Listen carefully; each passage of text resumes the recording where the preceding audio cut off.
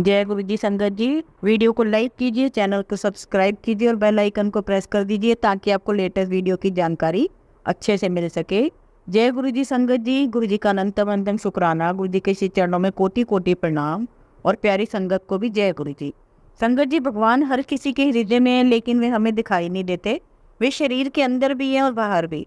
भगवान को देखने के लिए सजल नेत्र चाहिए। जिसने जन्म लिया है उसे एक न एक दिन मरना है, इसलिए अपने मन को नित्य प्रति प्रभु भजन में लगाना चाहिए। राजा परीक्षित ही ऐसे व्यक्ति थे जिन्होंने सबसे पहले इस बात को समझा कि मृत्यु अटल सत्य है और जीवित रहते हुए हमें प्रभु में लीन हो जाना चाहिए।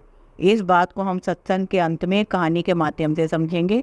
संगत जी, हम सत्संग शुरू करें उससे पहले आप सभी से रिक्वेस्ट है, आप सभी अपने सत्संग सुंदर लिखावट में हिंदी में ईमेल आईडी व्हाट्सएप पर शेयर कर सकते हैं। यदि आप चाहें तो ईमेल आईडी व्हाट्सएप पर टाइप भी कर सकते हैं। संगत जी, सत्संग बहुत ही सुंदर और महत्वपूर्ण है। आप सारे सत्संग अंत तक सुने, पूरा सुने। तो चलिए आज के सत्संग शुरू करते हैं। संगत जी, पहला सत्संग हम मध्य प्रदेश की सिटी भोपाल से एक आंटी जी का सुनेंगे। जय गुरु जी, शुक्राना गुरु जी। श्री जी गुरु जी के चरणों में मेरा कोटि कोटि प्रणाम। जय गुरु जी। प्यारी संगत को भी जय गुरु जी। संगत जी, 2022 अगस्त या सितंबर में मैंने किसी परिचित के घर गुरु जी के स्वरूप को देखा था।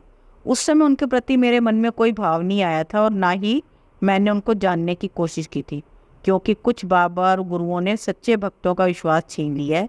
बस इतना जानती थी कि जिन आंटी के घर में जाती हूँ वो उन्हें गुरुजी कहती हैं। मैंने भी गुरुजी धारण किए हुए हैं, लेकिन उनके बारे में ज़्यादा जानने की कोशिश नहीं की। जब भी आंटी के घर जाती गुरुजी के मुस्कुराते हुए स्वरूप पर नज़र पड़ती थी। फिर अक्टूबर 2023 में गुरुजी ने मुझे अपने साथ जोड़ लिया, क्योंकि उस वक्त मैं बहुत दुखी थी। दुख तो मेरे जीवन में 2002 से मैरिज के बाद से ही है।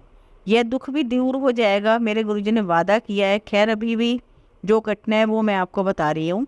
एक दिन यूट्यूब में अचानक गुरुजी को देखा और मैसेज पढ़ा और लिखा था मैसेज में, पुत्र तू परेशान ना हो, तू अकेली नहीं है, मैं तेरे साथ हूँ। मैं तेरा पिता हूँ। बड़ा मंदिर तेरा मायका है और मैं तुझे जल्दी बड़े मंदिर बुलाऊंगा। इस तरह के कई मैसेजेस देखे और कहीं शहद वर्षा, कहीं इलायची वर्षा होते हुए देखी। तो मन में जानने की उत्सुकता हुई, तो सत्संग सुनने लगी। फिर सत्संग सुना तो लगा मुझे समझने वाला कोई तो है। फिर गुरुजी ने अपने दर्शन देने के बारे में बताया और गुरुजी ने मुझे तितली के रूप में, कबूतर के रूप में, ज्योत में, मोर के रूप में दर्शन दिए। इसके लिए गुरुजी का कोटि कोटि नमन और शुक्राना। मैं अब ज़्यादा समय सत्संग सुनती हूँ। गुरुजी ने मुझे 1 महीने में ही 3 उपहार दिए हैं। उनमें से एक उपहार तो इतना अच्छा है कि मन खुशी से झूम उठा। संगत जी, मैं अगस्त 2022 में अपनी बहन के फ्लैट में आई। अपना घर छोड़कर अपनी बहन के घर में क्यों रहने आई, यह मैं अगले सत्संग में ज़रूर बताऊंगी। यह भी मेरे जीवन का एक बहुत बड़ा दुख है। तो क्या हुआ संगत जी, फ्लैट में रहने तो आ गई। बहन का कुछ सामान शोकेस में रखा हुआ था, कुछ सजावट की चीज़ें थी जिनको मैंने कभी हाथ नहीं लगाया। फिर गुरुजी का मैसेज पढ़ा कि पुत्र मैं तेरे घर आऊँगा। गुरुजी घर आएंगे, मैसेज पढ़कर घर की सफाई करने लगी।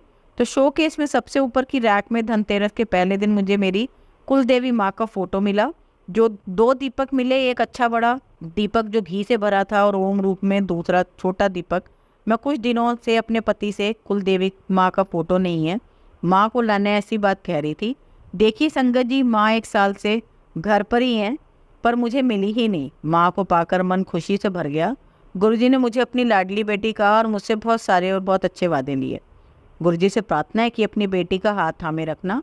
बस उन सपनों को साकार होते देखना चाहती हूँ और मुझे विश्वास है गुरुजी अपनी बेटी को सब दे देंगे जो मुझसे अपनों ने छीन लिया है। अब मैं अपने सत्संग को यहीं विराम देती हूँ।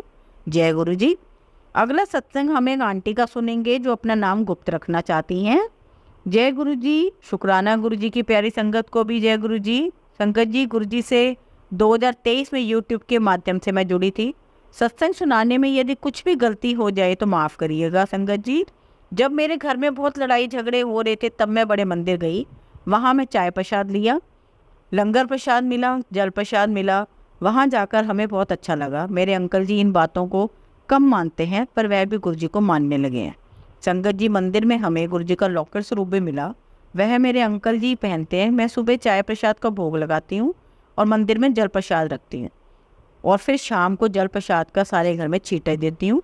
ओम नमः शिवाय का मंत्र जाप कर सकती हूँ। सुबह सुबह अमृत वेला भी करती हूँ। मेरे अंकल जी के किडनी में पथरी थी और कई सालों से वे बहुत परेशान करने लगी थी। फिर मैंने अंकल जी को जल प्रसाद देना शुरू किया। उन्हें किडनी की प्रॉब्लम थी।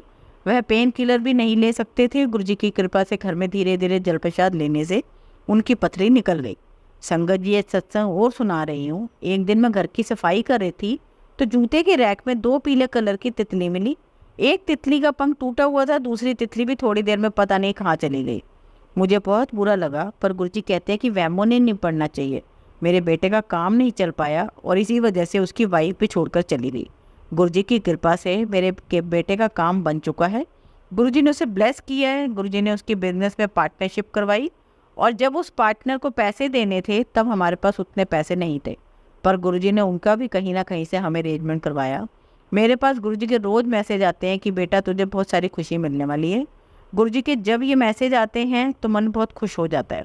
लगता है मेरे पापा मुझसे कह रहे हैं। जब मैं दूसरी बार बड़े मंदिर गई तो हम 4 बजे बड़े मंदिर पहुंच गए थे। मेरा लड़का कहने लगा, मम्मी अभी तो मंदिर 5 बजे खुलेगा, तो आप गाड़ी में बैठे रहो। मैं गाड़ी में ही बैठी रही, पर जब वहाँ 1-2 संगत लाइन में खड़ी हो गई तो मैं भी लाइन में आकर खड़ी हो गई।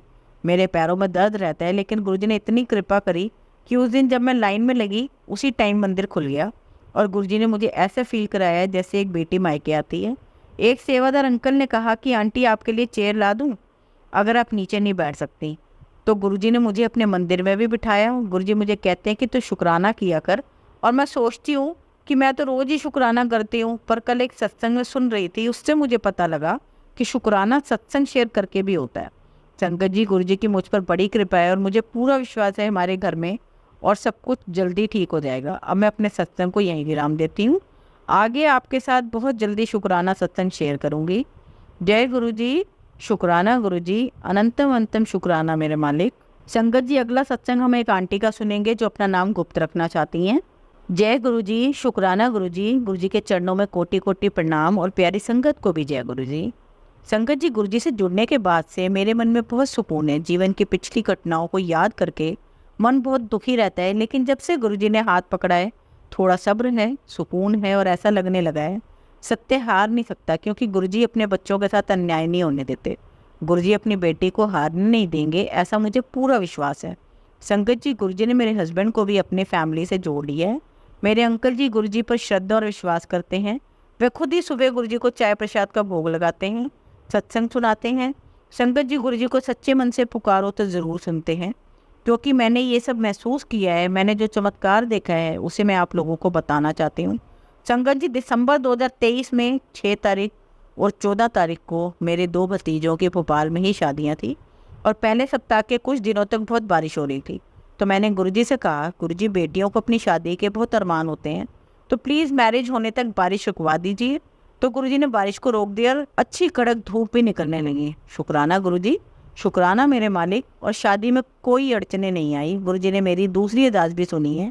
मेरी बेटी तो क्वाडो प्लेयर है, वह रेफरी की ट्रेनिंग के लिए विदेश गई थी, तो बेटी के साथ 2 समस्याएं थी। पहली, एक सर्टिफिकेट की कमी के कारण एडमिशन में दिक्कत आ रही थी, और दूसरा, होटल के रूम में मेरी बेटी अकेली रुकी हुई थी और दोपहर 2 बजे तक 2 लड़कियों का आने का था, लेकिन वे अभी तक नहीं पहुंची थी।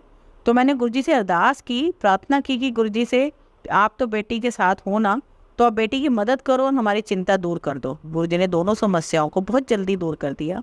आधे घंटे में बेटी ने बताया कि उसका एडमिशन हो गया है और फिर शाम को बताया कि उसके रूम में 2 लड़कियां और आ गई हैं, दोनों ही बहुत अच्छी हैं। तो इस तरह गुरुजी ने हमारी चिंता दूर कर दी। शुक्राना मेरे मालिक, शुक्राना। संगत जी, मेरी बड़ी दीदी की कुछ महीने पहले अचानक तबीयत बहुत ख़राब हो गई थी। मैंने गुरुजी से अरदास की।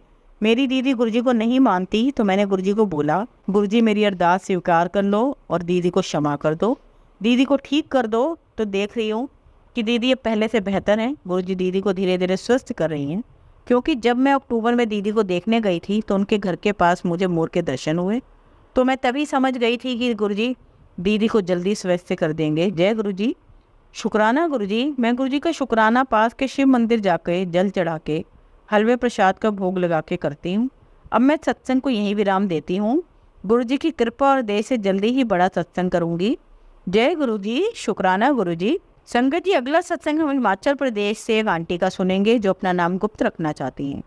जय गुरुजी, शुक्राना गुरुजी। गुरुजी की प्यारी संगत को भी जय गुरुजी। संगत जी, मैं नहीं जानती कि सत्संग कैसे करते हैं, बट मुझे बार बार गुरुजी के मैसेज मिल रहे हैं कि तू अपना सत्संग शेयर कर, अपना शुक्राना कर, तो आज मैं अपना सत्संग शेयर कर रही हूँ। सत्संग शेयर करने में कुछ भी गलती हो जाए तो प्लीज़ माफ़ करिएगा। मैं हिमाचल प्रदेश के डिस्ट्रिक्ट मंडी से हूँ। गुरुजी के साथ मेरी जर्नी 2017 में स्टार्ट हुई, बट मैं उस टाइम गुरुजी के साथ कनेक्ट नहीं हो पाई।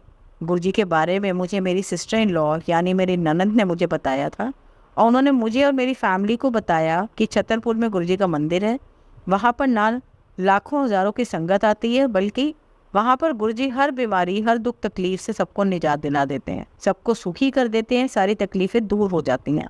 आपको वहाँ ज़रूर जाना चाहिए। तो ऐसा सुनकर मेरी सास और दादी सास ने कहा कि जाएंगे, तो दोनों उनके साथ गुरुजी के मंदिर गए। और वहाँ से आने के बाद मम्मी ने मुझे बताया कि वहाँ सब कैसा था, और मुझे बोला कि बड़ी शांति मिली वहाँ जाकर। उन्होंने यह भी कहा कि तू अपने हस्बैंड के साथ भी वहाँ जाना। मम्मी ने कहा कि तुम दोनों वहाँ जाओ, क्या पता तुम दोनों वहाँ जाकर ठीक हो जाओ और गुरुजी तुम्हारी सुन ले। संगत जी, अभी हमें बेबी नहीं है, तो हमारी शादी को अभी 11 साल हो चुके हैं, और हम इतने डॉक्टर पंडित तांत्रिकों के पास जाकर बहुत दुखी हो गए हैं। तब मैंने बोला कि अगर ऐसे बाबा लोग ठीक करने में लगे तो लोगों को डॉक्टर की ज़रूरत ही नहीं पड़ेगी। सॉरी गुरुजी, उस टाइम मैंने ऐसा बोला, बट होता है ना संगत जी की, जब आप हर जगह से निराश हो जाओ तो इंसान कुछ भी बोल देता है। बट उसके बाद हम बड़े मंदिर नहीं गए और हमारी लाइफ वैसे ही चलती रही। इस बीच मेरी दादी सास और मेरे फादर इन लॉ भी एक्सपायर हो गए। संगत जी, फिर हम वापस दिल्ली आए, और फिर हम 2022 में गर्मियों का टाइम था, तो मम्मी ने बोला कि यहाँ से छतरपुर मंदिर पास में है, तो मैं और तू चलते हैं। लेकिन मैंने मम्मी की बात सुनकर वही सब शुरू कर दिया कि मम्मी क्यों जाना है, क्या करेंगे, ये ऐसा बोलती रही। सॉरी गुरुजी, बहुत बहुत सॉरी गुरुजी, बट मेरी सास ने बोला कि नहीं मुझे जाना है और तू साथ में चल। मैंने बोला ठीक है। मैं भी पहली बार गुरुजी के बड़े मंदिर जा रही थी, तो मेट्रो से उतरकर मुझे नहीं पता कि कैसे कहाँ से जाना है, और मेट्रो स्टेशन से नीचे उतरे और ऑटो किया और हम मंदिर चले गए। वहाँ पहुँचते हमें जोड़ा घर में जोड़े रखकर मंदिर के अंदर जाने को बोला गया। अंदर जाते ही मेरा मन एकदम शांत हो गया और मेरी आंखों से अपने आप ही आंसू निकलने लगे। तो मैं सोचती हूँ और रोते रोते सोचती हूँ कि अगर कोई मुझे देखेगा तो क्या बोलेगा कि ये क्यों रोई जा रही है। बट जैसे ही मंदिर के अंदर एंटर होने से पहले एक आंटी जी को देखा, वो भी रो रही थी, तो मुझे लगा कि मैं ही नहीं रो रही हूँ, जो यहाँ रो रहे हैं और भी लोगों की आंखों में आंसू हैं। मैं भोलेनाथ की बहुत बड़ी भक्त हूँ। जब मैंने इतना बड़ा शिवलिंग देखा तो मुझे ऐसे लगा कि जैसे मैं अपने घर आ गई और मुझे कुछ याद नहीं रहा मैं यहाँ क्यों आई थी या मुझे गुरुजी से क्या बोलना है, कुछ भी याद नहीं रहा। मैं वहाँ दर्शन करके बाहर आ गई। उसके बाद मैं आपसे सबसे बड़ी वाली ननद को लेकर गई। उनके बेटे को न्यूरो की दिक्कत है, तो हमने उन्हें बोला कि आप जाके जाओ, तो वह भी हमारे साथ एक बार बड़े मंदिर आई। और उसके बाद हम फिर बड़े मंदिर नहीं आ पाए। उसके बाद हम 23 नवंबर 2023 में और मेरे अंकल बड़े मंदिर गए। जब मैंने उन्हें बताया कि वहाँ जाने से हमारी ही किसी रिलेटिव की बेटी ठीक हो गई थी, तो मैंने अपने अंकल से बोला कि गुरुजी ने उनकी सुनी है तो हमारी भी ज़रूर सुनेंगे। मेरे अंकल ने बोला ठीक है चलो हम भी चलते हैं, और हम संडे को 23 नवंबर 2023 को हम बड़े मंदिर चले गए। वहाँ हमने गुरुजी के दर्शन किए। वहाँ जाकर पता चला कि अगले दिन गुरुपुरब है, तो मैंने बोला कि काश हम कल आ पाते तो कितना अच्छा होता। तो मेरे अंकल बोले तो क्या हुआ, हम कल फिर आ जाएंगे। और मैं इतनी खुश हुई क्योंकि मेरे अंकल किसी भी मंदिर जाने में इतनी जल्दी तैयार नहीं होते हैं, और अब तो वो खुद से आगे से बोल रहे थे कि हम कल फिर आ जाएंगे। तो मैंने गुरुजी को बहुत बहुत शुक्राना किया। मैं क्या बताऊँ संगत जी, मैं बहुत खुश थी। पिछली बार जब मैं आई थी तो गुरुजी से अरदास की थी कि गुरुजी मुझे यहाँ बहुत अच्छा लगता है, पर अगर आप मेरे साथ मेरे अंकल भी आए तो बहुत अच्छा होगा। और इस बार मेरे साथ मेरे अंकल थे। मैंने गुरुजी को बहुत शुक्राना किया कि गुरुजी आप कितनी जल्दी सुन लेते हैं। और गुरुजी जिस दिन से मैं अपने अंकल के साथ बड़े मंदिर गई, उसी रात को गुरुजी ने मुझे एक छोटे बच्चे के रूप में सपने में दर्शन दिए, जिसमें मुझे दिखा कि मेरी सब सिस्टर्स अपने अपने बच्चों के साथ खेल रही हैं और मैं दूर खड़े होकर देख रही हूँ। तो मैं बोल रही हूँ कि सबने अपने अपने बच्चों को हैं, मैंने ऐसे क्या किया है कि मैं ऐसी हूँ। जो मुझे एक बच्चा दिखा, इतना साफ रंग और ब्लू कलर का स्वेटर और वाइट कलर का पजामा पहने हुए, और घुटनों के बल चल के आया और मेरे सीने से लग गया। मैंने बोला कि अपना तो अपना ही होता है, और मैं बहुत खुशी से झूम उठी। मेरी खुशी का कोई ठिकाना नहीं रहा और फिर मेरी नींद खुल गई। तो ऐसे गुरुजी ने मुझे बच्चे के रूप में दर्शन दिए। तो संगत जी, ऐसे गुरुजी ने मुझे अपनों से जोड़े रखा। मुझे पूरा यकीन है जो गुरुजी ने मुझे दर्शन दिया है वह बहुत जल्द मेरे जीवन में पूरा होगा। अब मैं अपने सत्संग को यही विराम देती हूँ। बहुत जल्दी अगला सत्संग आप लोगों के साथ शेयर करूँगी। जय गुरुजी, शुक्राना गुरुजी, शुक्राना संगत जी। संगत जी, अगला सत्संग हम एक आंटी का सुनेंगे जो अपना नाम गुप्त रखना चाहती हैं। जय गुरु जी, शुक्राना गुरु जी, सारी संगत को भी जय गुरु जी। गुरु जी, संगत जी, गुरु जी मुझे रोज़ ही मैसेज के थ्रू सत्संग शेयर करने के लिए कहते हैं, पर क्या करूं? मेरी बचपन से हैबिट रही है कि मैं अपनी बातों को अपने तक ही सीमित रखती हूँ। अभी 60 साल की उम्र में आप कहते हो अचानक से चेंज हो जाऊं, तो शायद मुझे थोड़ा टाइम लग रहा है। जहाँ तक गुरु जी से बात करने की बात है तो टेलीपैथी से मैं बात करूँगी और करती रहूँगी, उसमें कोई कमी नहीं रहेगी। सत्संग तो शेयर करने और बहुत सारे सत्संग हैं जिन्हें मैं शेयर करना चाहती हूँ। जैसा कि आज अमृत वेले में मुझे उठने में थोड़ा लेट हुआ, तो बहुत अच्छी चाय की खुशबू से मेरी नींद खुली, जबकि घर में मैं अकेली हूँ। जब तक मैं कानपुर में थी, गुरुजी अपने तीनों रूप मोर, कबूतर, तितली के रूप में दर्शन देते थे, परंतु आजकल मैं भिलाई छत्तीसगढ़ में आ गई हूँ। यहाँ मुझे अकेले ही सत्संग करना पड़ता है। यहाँ भी गुरुजी की महिमा से ज़्यादा लोग अवगत नहीं है। यहाँ पर आध्यात्मिक में लोगों को रुझान कम दिखता है। गुरुजी और बड़े मंदिर से जुड़ने से मुझे मन में बहुत शांति और बहुत भरोसा मिला है। मैं अपनी लाइफ के लिए निश्चित हो गई हूँ। अब मुझे यकीन है कि मेरी सारी प्रॉब्लम गुरुजी संभाल लेंगे, वो मुझे गाइड भी करते रहेंगे। मैं अपने सत्संग को अब यहीं विराम देती हूँ। मुझे मालूम है कि गुरुजी हम सबको ब्लेस करते रहेंगे। जय गुरुजी, शुक्राना गुरुजी, अंतिम शुक्राना मेरे मालिक। संगत जी, अगला सत्संग हम न्यू दिल्ली से एक अंकल का सुनेंगे जो अपना नाम गुप्त रखना चाहते हैं। जय गुरुजी, शुक्राना गुरुजी, अनंतम शुक्राना मेरे मालिक। संगत जी, मैं गुरुजी के बड़े मंदिर बहुत समय से नहीं, फिर भी कुछ महीनों से जा रहा हूँ।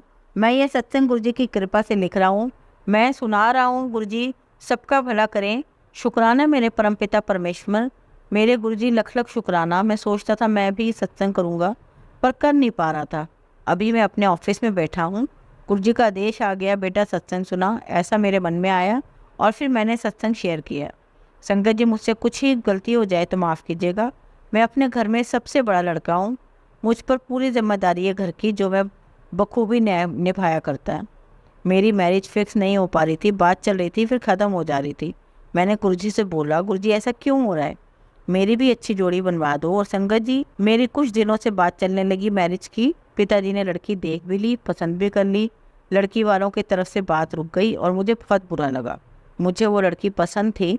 फिर मैंने गुरुजी से बोला कि गुरुजी अब शादी के बाद फिर से इसी लड़की से चला, और कुछ समय बाद उसी लड़की से मेरी बात होने लगी। फिर मुझे पता चला लड़की अभी मैरिज नहीं करना चाहती है, इसलिए बात आगे नहीं बढ़ रही थी। लड़की अपने पसंद के लड़के से मैरिज करना चाहती थी। धीरे धीरे मैं बात करने लगा। सबसे बड़ी बात संगत जी, मुझ में एक बहुत बड़ी गलत आदत थी, वह है कि किसी भी लड़की को देख कर बात करने का मन होना। मैंने बहुत सारी लड़कियों से बात की। मैं अब सब कुछ गुरुजी पर छोड़ देना चाहता था। मैं एक समय पर 2 से 3 लड़कियों से बात करता था। गुरुजी ने मेरी इस गलत आदत को ख़त्म किया है, इसलिए मैंने गुरुजी से अरदास की कि गुरुजी मेरी ये गलत आदत आप ख़त्म कर दो, और गुरुजी ने मेरी सुन ली। शुक्राना मेरे परमपिता। संगत जी, जिस लड़की से मेरी मैरिज की बात चल रही थी, उनके साथ मैरिज फिक्स हो गई। गुरुजी की कृपा से मैं सबसे बुरी आदत को ख़त्म कर पाया। गुरुजी की कृपा सब संगत पर बराबर बनी रहे। मैं अपनी गलत आदत से बहुत परेशान था और गुरुजी के कारण ही मैं छोड़ पाया। मेरा यह पहला सत्संग है। मुझे नहीं पता कि सत्संग शुरू और ख़त्म कैसे करते हैं, इसलिए मैं सभी संगत जी से क्षमा चाहता हूँ। मेरे अंदर बदलाव लाने के लिए बहुत बहुत शुक्राना गुरुजी। और अंत में मैं गुरुजी के मंत्र जाप से अपने सत्संग को विराम देना चाहूँगा। जय गुरुजी। ओम नमः शिवाय, शिवजी सदा सहाय। ओम नमः शिवाय, गुरुजी सदा सहाय। जय गुरुजी, शुक्राना गुरुजी। संगत जी, हमेशा की तरह आज भी हम अपने सत्संग का अंत एक बहुत ही खूबसूरत कहानी से करेंगे। शुरुआत में मैंने कहा कि राजा परीक्षित को भी मृत्यु से बहुत भय था, परंतु उन्हें इस बात को कहानी के माध्यम से समझाया गया और उन्हें रियलाइज़ हुआ कि इस समय रहते हमें ईश्वर की भक्ति कर लेनी चाहिए और मृत्यु से भय नहीं करना चाहिए, क्योंकि यह जीवन का टू सत्य है। तो कहानी इस प्रकार है। राजा परीक्षित को श्रीमद् भागवत पुराण सुनाते हुए जब सुखदेव जी महाराज को 6 दिन बीत गए और सर्प के काटने से मृत्यु होने का एक दिन शेष बच गया, तब भी राजा परीक्षित का शौक और मृत्यु का भय दूर नहीं हुआ। अपने मरने की घड़ी निखित आता देखकर राजा का मन बहुत उदास हो गया, डूब ही गया था। तब सुखदेव जी महाराज ने परीक्षित को एक कथा सुनाई। उन्होंने कहा, राजन, बहुत समय पहले की बात है। एक राजा जंगल में शिकार खेलने गया। संयोगवश वह रास्ता भूलकर घने जंगल में जा पहुंचा। उसे रास्ता ढूंढते ढूंढते रात्रि हो गई, वर्षा होने लगी। राजा बहुत डर गया और किसी प्रकार उस भयानक जंगल में रात बिताने के लिए विश्राम का स्थान ढूंढने लगा। कुछ दूरी पर उसे एक दीपक जलता हुआ दिखाई दिया। वहां पहुंचकर उसने एक बहेली को झोपड़ी में देखा। वह बहेलिया ज़्यादा चल नहीं सकता था, इसलिए झोपड़ी में ही एक और उसने मलमूत्र त्यागने का स्थान बना रखा था और अपने खाने के लिए जानवरों का मांस उसने झोपड़ी की छत पर लटका रखा था। वह झोपड़ी बहुत गंदी, छोटी, अंधेरी और दुर्गंधयुक्त थी। उस झोपड़ी को देखकर पहले तो राजा ठेका, फिर उसने अपने सिर छिपाने का कोई और आश्रय न देकर उस बहेलिये से अपनी झोपड़ी में रात बिताने और ठहरने के लिए प्रार्थना की। बहेली ने कहा कि आश्रय के लोभी राहगीर कभी कभी यहाँ आ भटकते हैं, मैं उन्हें ठहरा तो लेता हूँ, लेकिन दूसरे दिन जाते समय वह बहुत झंझट करते हैं। उन्हें झोपड़ी की गंध ऐसी भर जाती है कि वह उसे छोड़ना ही नहीं चाहते और इसी में रहने की कोशिश करते हैं और अपना कब्जा जमाते हैं। ऐसे झंझट में कई बार पड़ चुका हूँ, इसलिए मैं अब किसी को यहाँ ठहरने के लिए नहीं बोलूँगा। मैं आपको भी इसमें ठहरने नहीं दूंगा। राजा ने प्रतिज्ञा की, वादा किया कि वह सुबह होते ही झोपड़ी को अवश्य खाली कर देगा। यहाँ तो यह संगोए फिर भटकते हुए आया है, उसे तो सिर्फ एक रात काटनी है। तब बहल ने राजा को वहाँ ठहरने की अनुमति दे दी, पर सुबह होते ही बिना कोई झंझट किए झोपड़ी खाली करने की शर्त को दोहरा दिया। राजा रात भर एक कोने में पड़ा सोता रहा। सोते समय झोपड़ी की दुर्गंध उसके मस्तिष्क में ऐसी बस गई कि सुबह जब वह उठा तो वही सबसे परम प्रिय स्थान लगने लगा। राजा जीवन के वास्तविक उद्देश्य को भूलकर वही निवास करने की बात सोचने लगा और बहेलिये से वहीं ठहरने की प्रार्थना करने लगा। इस पर बहेलिया भड़क गया और राजा को भला बुरा कहने लगा। राजा को अब वह जगह छोड़कर जाना झंझट लगने लगा और दोनों के बीच इस स्थान को लेकर बड़ा विवाद खड़ा हो गया। कथा सुनाकर सुखदेव जी महाराज से परीक्षित से पूछा, राजा परीक्षित बताओ, उस राजा का उस स्थान पर सदा के लिए रहने के लिए झगड़ा करना उचित था? परीक्षित ने उत्तर दिया, भगवान वह राजा कौन था, उसका नाम तो बताइए, मुझे तो मूर्ख जान पड़ता है जो ऐसी गंदी झोपड़ी में अपनी प्रतिज्ञा तोड़कर एवं अपना वास्तविक उद्देश्य भूलकर नियत अवधि से भी अधिक वहाँ रहना चाहता था। उसकी मूर्खता पर तो मुझे आश्चर्य होता है। श्री सुखदेव जी महाराज ने कहा, राजा परीक्षित वो बड़े भारी मूर्ख व्यक्ति तो स्वयं आप ही हैं। उस मल मूत्र की गठरी यानी कि हमारे शरीर, हमारे देह में जितने समय आपकी आत्मा को रहना आवश्यक था वह अवधि तो कल ही समाप्त हो रही है। अब आपको उस लोक जाना है जहाँ से आप आए हैं, फिर भी आप मरना नहीं चाहते। क्या यह आपकी मूर्खता नहीं है? राजा परीक्षित का ज्ञान जाग गया और वह बंधन मुक्ति के लिए सहज तैयार हो गए। वस्तु यही सत्य है संगत जी, जब एक जीव अपनी माँ की कोख से जन्म लेता है तो अपनी माँ की कोख के अंदर भगवान से प्रार्थना करता है कि हे भगवान मुझे यहाँ से मुक्ति दीजिए, मैं आपका भजन सुमिरन करूँगा। और जब वह जन्म लेकर संसार में जाता है तो उस राजा की तरह हैरान होकर सोचने लगता है कि मैं यहाँ कहाँ आ गया, और पैदा होते ही रोने लगता है। और फिर धीरे धीरे उसे उस गंध भरी झोपड़ी की तरह यहाँ की खुशबू ऐसी भा जाती है कि वह अपना वास्तविक उद्देश्य भूलकर यहाँ से जाना ही नहीं चाहता है। संगत जी, हमारे जीवन का वास्तविक उद्देश्य मनुष्य जीवन जीते हुए अपने सभी जिम्मेदारियों को पूरा करते हुए प्रभु भजन, प्रभु कीर्तन में मन लगाना ही है। और गुरु जी की असीम कृपा से हमें अपने प्यारे गुरु जी मिले हैं, उनका सानिध्य मिला है, तो हमें अपने इस जीवन में को बर्बाद नष्ट नहीं करना है। मृत्यु तो अटल सत्य है ही, हमें सबको एक दिन तो जाना ही है, पर क्यों ना जाने से पहले अपने इस जीवन को सार्थक बना लें। हम प्रभु भजन में, गुरु जी के भजन में, गुरु जी के श्री चरणों में इतना ध्यान लगा दें कि हम सुख और दुख से बिल्कुल भी प्रभावित ही ना हो। हम सभी को गुरु जी के श्री चरणों में ध्यान लगाए रखना चाहिए। जय गुरु जी, शुक्राना गुरु जी। संगत जी, अगर आपको आज का सत्संग अच्छा लगा हो तो आप इस सत्संग को और संगत के साथ जरूर साझा करें, जिससे वो भी महाराज का दिव्य आशीर्वाद प्राप्त कर सकें। जय गुरु जी, शुक्राना गुरु जी।